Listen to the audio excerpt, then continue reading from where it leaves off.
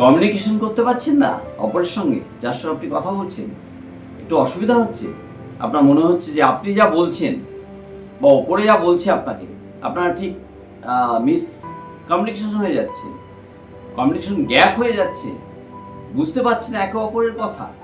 যদি তাই হয় তাহলে আপনার জন্য এই ভিডিওটা। নমস্কার, আজকের বিষয় how to improve communicative skills. এটা পার্ট 2। পার্ট 1 এর জন্য লিঙ্ক দেওয়া আছে, সেই লিঙ্ক দেখুন। তাহলে আমরা শুরু করছি পার্ট 2। প্রথম কথা হলো যে একটা ফর্মুলা আছে কমিউনিকেশন ইমপ্রুভ করার জন্য, স্কিল ইমপ্রুভ করার জন্য। কারণ আমরা জানি আমরা জন্ম থেকে মৃত্যু পর্যন্ত কমিউনিকেশনের মধ্যেই আমরা আছি। সব সময় কোনো না কোনোভাবে যোগাযোগ আমরা করে যাচ্ছি কারো না কারোর সঙ্গে। 50-50 বলে একটা থিওরি আছে। কিরকম? কমিউনিকেশন মানে কি শুধু কথা বলা? কথা বলা নিশ্চয়ই অন্তত গুরুত্বপূর্ণ ব্যাপার। আপনাকে 50% হচ্ছে বডি ল্যাঙ্গুয়েজ বা বডি পোশ্চার, আর 50% হচ্ছে টকিং মানে কথা বলা। আপনার বডি ল্যাঙ্গুয়েজ মানে আপনি কিভাবে কথা বলছেন, কিভাবে আপনি তাকাচ্ছেন, এই সব কিছু কিন্তু বডি ল্যাঙ্গুয়েজের মধ্যে পড়ে।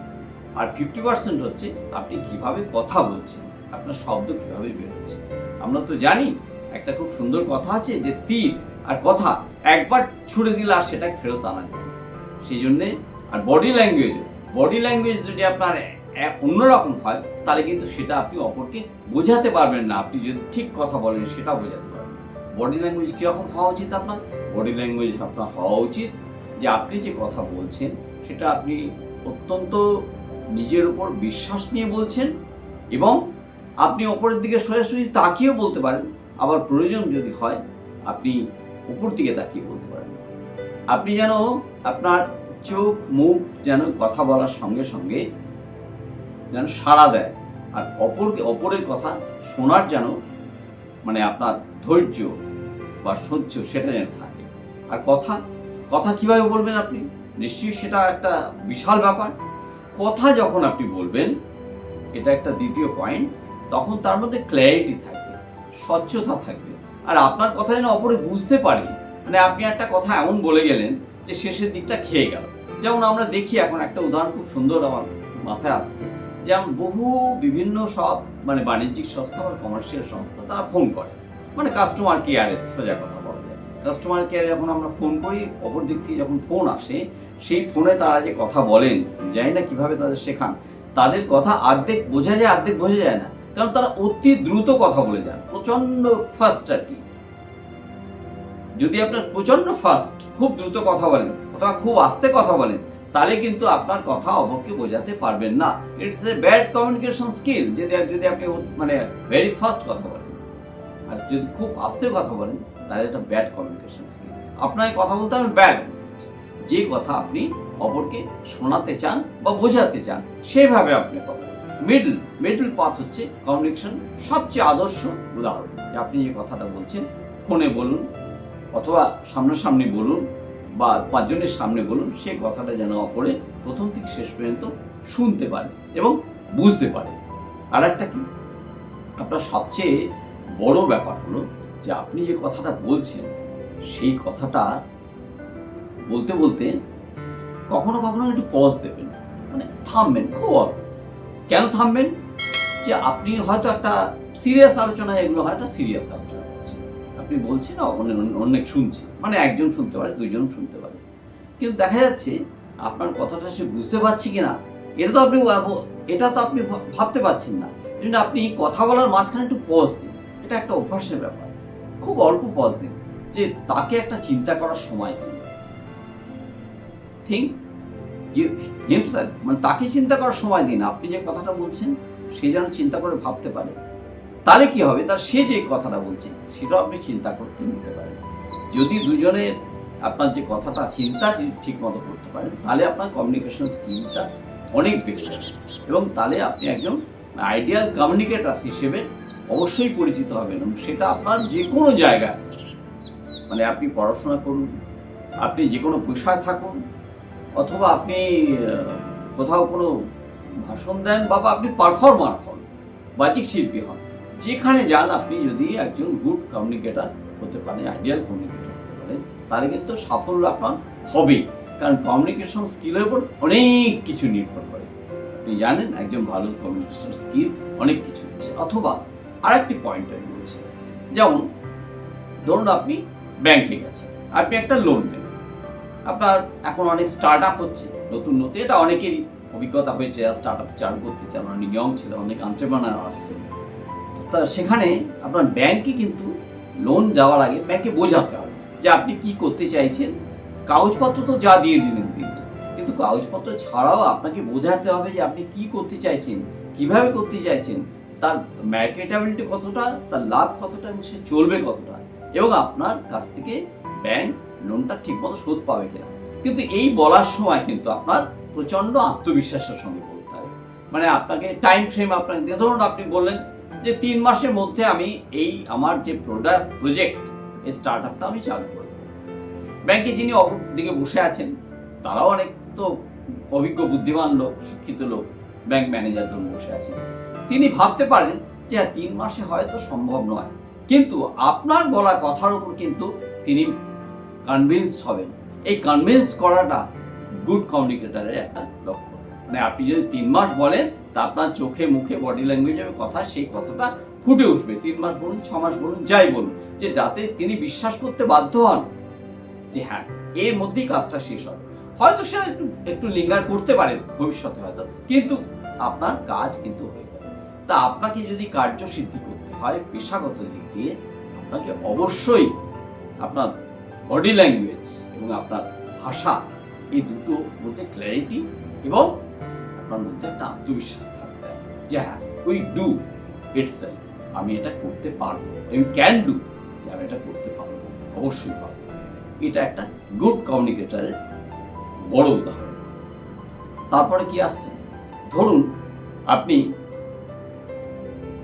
ইন্টারভিউ দিতে গেছেন, সেখানে তো ক্ল্যারিটি আপনার লাগবেই, কিন্তু ইন্টারভিউ দেওয়ার আগে আপনি যদি প্রথমেই যদি আপনি খুব নার্ভাস হয়ে যান, তখন কিন্তু আপনার ইন্টারভিউ যত কিছু জানুন আপনি, যত আপনি জ্ঞানী হন না কেন, আপনার ইন্টারভিউ কিন্তু আপনি ঠিক মতো দিতে পারবেন না।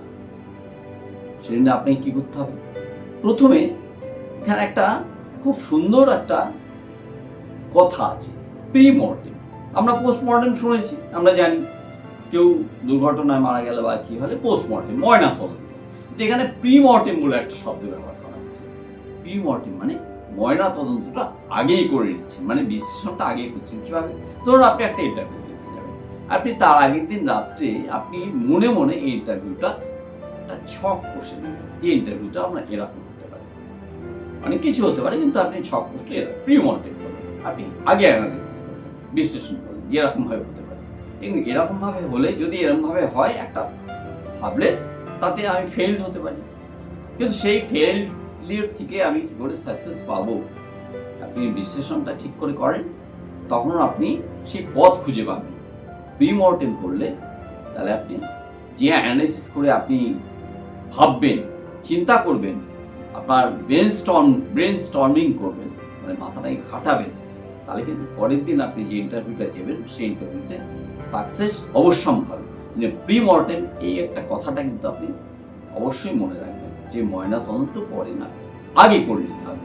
মানে অ্যানালাইসিস একেবারে, মানে বিষয়টাকে নিয়ে ভাবনা চিন্তা করে আমি একটা ছবি, একটা মানে কল্পনা, যেটা হয়নি সেটা আমি দেখে নিলাম। প্রয়োজন আপনি বন্ধু সাহায্য নিন, 2-3 জন মিলে গ্রুপ ডিসকাশন বলে একটা কথা আছে, আমরা জানি। আপনি ইন্টারভিউ দিতে যাচ্ছেন, আপনার বন্ধু হয়তো যাবেন, কি নাও যেতে পারে, আপনি তার সাহায্য নিন, আপনি তার সামনে ইন্টারভিউটা দিন, তিনি আপনাকে হেল্প করবেন, তিনি বলতে পারবেন যে তোমার এটা ভুল হচ্ছে কি ঠিক হচ্ছে, এটা আপনি করতে পারবেন। এই কথাটা কিন্তু আমাদের মনে রাখতে হবে যদি গুড কমিউনিকেটর হতে হয় একটা। আর কি আছে, গুড কমিউনিকেটর হতে গেলে আরো কিছু ব্যাপার আছে। আপনি কি অ্যাগ্রেসিভ হবেন কথা বলার সময়, না প্যাসিভ হবেন, না অ্যাসার্টিভ হবেন। অনেক সময় আমরা এটা গুলিয়ে ফেলি, কখনো কখনো আমরা অ্যাগ্রেসিভ হয়ে যাই, মানে নিজের কথাটা প্রতিষ্ঠিত করার জন্য অ্যাগ্রেসিভ মানে রেগে যাই, আক্রমণাত্মক হয়ে যাই আর কি। তো যদি আমি রেগে যাই, যদি আমি আক্রমণাত্মক হয়ে যাই, তাহলে কিন্তু আমার কথাটা যেটা বলতে চাই সেটা প্রতিষ্ঠিত হবে না। What ever be it logical or rational, যতই এটা লজিক্যাল হোক, রেশনাল হোক, বা আমি যত কিছু মানে পণ্ডিত ব্যক্তি হতে পারি, কিন্তু এটা আমার থাকবে না। তাহলে আমি কি হবে? প্যাসিভ? নো, আমাকে অ্যাসার্টিভ হতে হবে। অ্যাসার্টিভ মানে আমি যেটা জানি, যেটা সম্বন্ধে আমার সম্পূর্ণ জ্ঞান আছে, ধারণা আছে, লজিক্যালি সেটা আমি আরেকজনের সামনে উপস্থিত করব। Not be passive or not be aggressive, only assertive. এই অ্যাসার্টিভ কথাটা কিন্তু একটা বিশাল মানে আছে, যে নিজেকে ঠিক মতোভাবে প্রতিষ্ঠিত করা। যে করতে পারে, he is a good communicator. আপনার বিপরীতে যিনি আছেন, যার সঙ্গে আপনি কথা বলছেন, তিনি আপনাকে বিশ্বাস করবেন যে হ্যাঁ, উনি যা বলছেন এটা সত্যি, এটা হতে পারে, এটা হওয়া সম্ভব। যখনই বিশ্বাস করবেন, তখনই তার সঙ্গে আপনার যদি কোনো মিসকমিউনিকেশন থাকে, যদি কোনো কমিউনিকেশন গ্যাপ থাকে, যেটা দিয়ে শুরু করেছিলাম, এই সমস্ত কিছু কিন্তু মুছে যাবে। আপনি ঠিক মতোভাবে তার সঙ্গে কমিউনিকেট করতে পারবেন। এটা একটা খুব মানে দামি কথা, প্রিমর্টেম আর অ্যাসার্টিভনেস। এর পরের পয়েন্ট কি আসতে পারে? যে একজন আপনাকে কমিউনিকেটর হতে হবে, ভালো কমিউনিকেটর যদি আপনি হতে চান, তাহলে আপনাকে ধরুন অনেক লোক নিয়ে আপনি কাজ করছেন, অনেক লোক মানে আপনার অফিস বা আপনার সেকশনে, আপনি হয়তো হেড আছেন, তো সেকশনে অনেক লোক নিয়ে কাজ করছেন। তখন আপনাকে কি করতে হবে? প্রত্যেকটি লোকের কিন্তু চরিত্র, প্রত্যেকটি লোকের ব্যবহার, প্রত্যেকটি লোকের ভিউ পয়েন্ট কিন্তু আলাদা আলাদা। অথচ ধরুন 10 জন লোক নিয়ে আপনি কাজ করছেন, কিন্তু আপনাকে কাজ করতে হবে সবাইকে নিয়ে কে কাজ করতে পারেন? মানে আপনি হলেন টিম লিডার, টিম নিয়ে কে কাজ করতে পারেন? যে গুড কমিউনিকেটর, সে একটা টিমকে কিন্তু সাকসেসের দিকে নিয়ে যেতে পারে। কিরকম ভাবে? প্রত্যেকটা লোকের যে নার্ভ, তাদের ভিউ পয়েন্ট, তাদের কর্মদক্ষতা আপনি জানেন, আপনি সে অনুসারে কাজ ভাগ করে দেবেন এবং সে অনুসারে তাদের সঙ্গে ট্রিট করবেন, সে অনুসারে মানে তাদের সঙ্গে ব্যবহার করবেন। ঠিক মতো ব্যবহার করা একটা গুড কমিউনিকেটরের অন্যতম গুণ হওয়া উচিত, সঠিক ব্যবহার। আপনি কি কাউকে তিরস্কার করছেন? না। আপনি কাউকে বকাবকি করবেন না। আপনি কি কাউকে প্রচন্ড প্রশংসা করছেন? না। আপনার সবকিছুর মধ্যে একটা ব্যালেন্স থাকবে। কখনো কখনো তিরস্কারের হয়তো দরকার হয়, বা কখনো কখনো হয়তো মানে প্রশংসারও দরকার হয়, কিন্তু সবসময় দেখতে হবে যে আমি বোঝাতে পারছি কিনা। তিরস্কার এবং পুরস্কার না করে বোঝাতে পারছি কিনা। প্রয়োজন হয় পুরস্কার করুন, দিন, কিন্তু তিরস্কার দেবেন না। সেই জন্য একজন team leader must B a good communicator. না হলে আইডিয়াল টিম লিডার কখনোই হওয়া যায় না। তাকে কিন্তু অবশ্যই গুড কমিউনিকেটর হতে হবে, ভাবতে হবে তাকে কি করে আমি এই কাজটা করতে গেলে, এবং সবাইকে দিয়ে কাজ করাতে হবে, নিজে করা শুরু না। অনেকে আছে, আমার একটা অভিজ্ঞতা আছে, একজন অফিসে একটা অভিজ্ঞতা, একজন অফিসার, তিনি একজন করছেন স্টেনো, তাকে দিচ্ছেন, ডিকটেশন দিচ্ছেন, তিনি ঠিকঠাক ডিকটেশন হয়তো নিতে পারছেন না, তাড়াতাড়ি করছেন। তো অফিসার কি করেন? আচ্ছা ঠিক আছে, আপনি যান, আমি করে দিচ্ছি। তিনি নিজেই বসে কম্পিউটারে টাইপ করতে আরম্ভ করবেন। না, it is not a type of good communication. Officer কি করা উচিত? তিনি কোথাও বুঝতে পারছেন না, তিনি ঠিক মতো তাকে বোঝানো, তাকে দিয়েই কাজটা করানো, যে তাকে দিয়ে কাজটা করাতে পারেন, ইজ এ গুড কমিউনিকেটর। সেই জন্যে আমাদের এই ব্যাপারটা সবসময় মনে রাখতে হবে, কারণ আমরা বিভিন্ন ক্ষেত্রে বিভিন্ন জায়গায় কাজ করি। আমরা বাড়িতে থাকি, আমরা স্কুলে যাই যারা ছাত্র, কেউ অফিসে যাই, কেউ পড়াই, কেউ ব্যবসা করি, সব জায়গায় কিন্তু গুড কমিউনিকেটর হওয়াটা আমাদের একটা সাকসেসের সবচেয়ে বড় জিনিস। অনেক সময় অনেকের প্রচুর জ্ঞান আছে, অনেক কিছু জানেন, কিন্তু দেখা যাচ্ছে তিনি অনেক কাজও করেন, প্রচুর খাটেন, ভীষণ অ্যাক্টিভ, প্রচণ্ডই। এটা পেশাগত ক্ষেত্রে বিভিন্ন জায়গায় দেখা দেয়, এবং বাড়িতেও অনেক সময় দেখা যায়, কিন্তু কেউ তাকে পছন্দ ঠিক করে না। কেন করে না? Is not a good communicator. কেন গুড কমিউনিকেটর নয়? কারণ তার ব্যবহার একটা কথা আমাদের খুব চালু কথা আছে, যে আপনার ব্যবহার আপনার পরিচয়। আপনি যতই জানেন আর আপনি যতই কর্মদক্ষ হন, আপনার ব্যবহার যদি ঠিক মতো না হয়, ঠিক মতো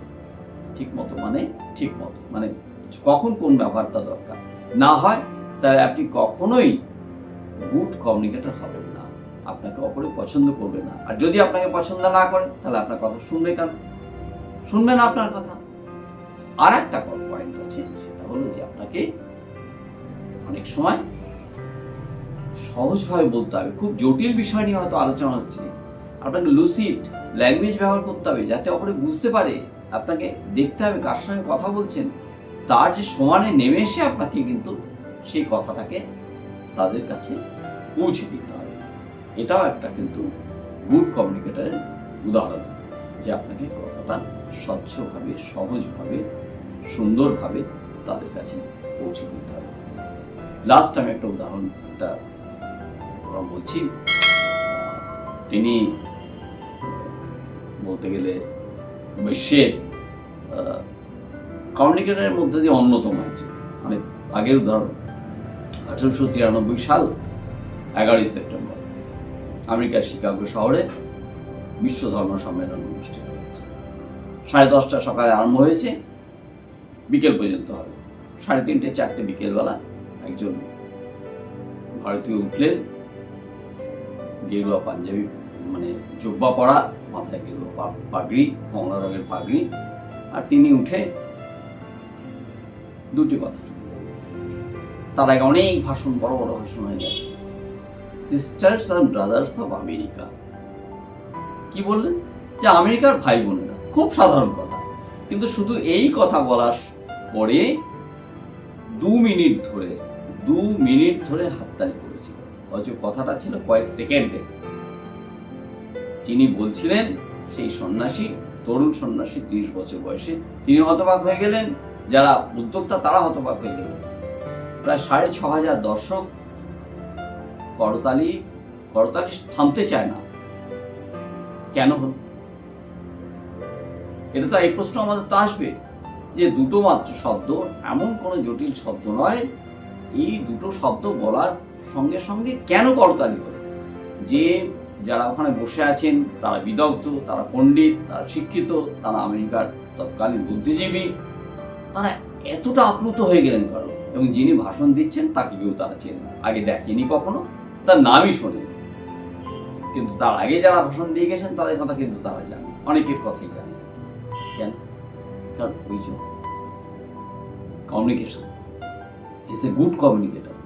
এই যে দুটো শব্দ বলেছেন, আমেরিকাবাসী ভাই ও বোনেরা, sisters and brothers of America, এই কথা আগে তো কেউ বলেননি তাদের।